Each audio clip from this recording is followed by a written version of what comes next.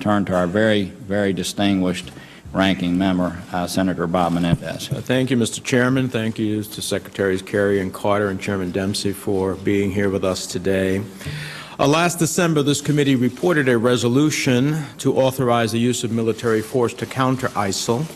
We acted because many of us shared a view then and now that we stood with the President to defeat ISIL, but that the 2001 AUMF was not and is not intended to apply to our current engagement in Iraq and Syria.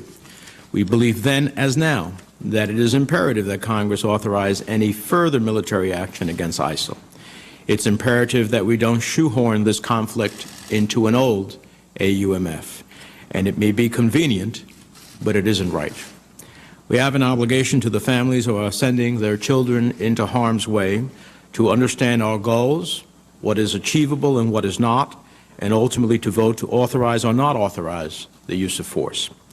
This committee had extensive discussions of many of these issues last year, and the AUMF we passed had a restriction on the deployment of ground troops, allowing for all potential uses that the administration had so far identified, including the use of special operation forces to go after high-value ISIL targets, search and rescue of downed pilots, the use of forward air controllers with Iraqi units to better direct coalition airstrikes.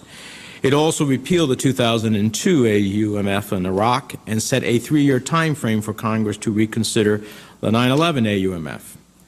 What it didn't do, and what I think Democrats are not willing to do, is to give this or any other president an open-ended authorization for war, a blank check. And as someone who opposed the 2002 Iraq AUMF and who has seen the 2001 authorization that I did support go far beyond where anyone would have contemplated, this is the critical question moving forward. So I look forward to getting some answers from our witnesses that will allow us to move forward in writing and passing an authorization. But we need to know what combat operations may be undertaken by U.S. troops on the ground in Syria and Iraq. We need to know whether associated forces that come under this agreement could include forces affiliated with ISIL in Libya, Nigeria, or elsewhere.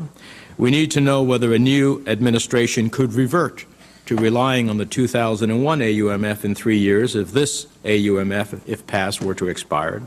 And we need to know how long we expect to be there and what our exit strategy will be, what metrics will indicate success or tell us it's time to bring troops home.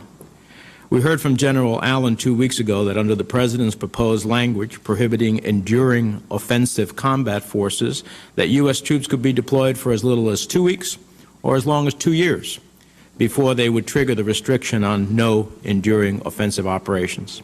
On the other hand, General Dempsey said last week that he does not view this language as time restrictive, but as mission specific.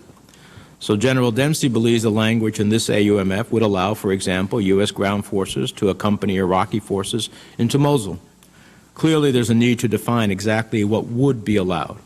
And it would seem to me that legally there is at least the potential for large numbers of U.S. troops to be deployed in Iraq and Syria, and maybe beyond, with the authorization as submitted.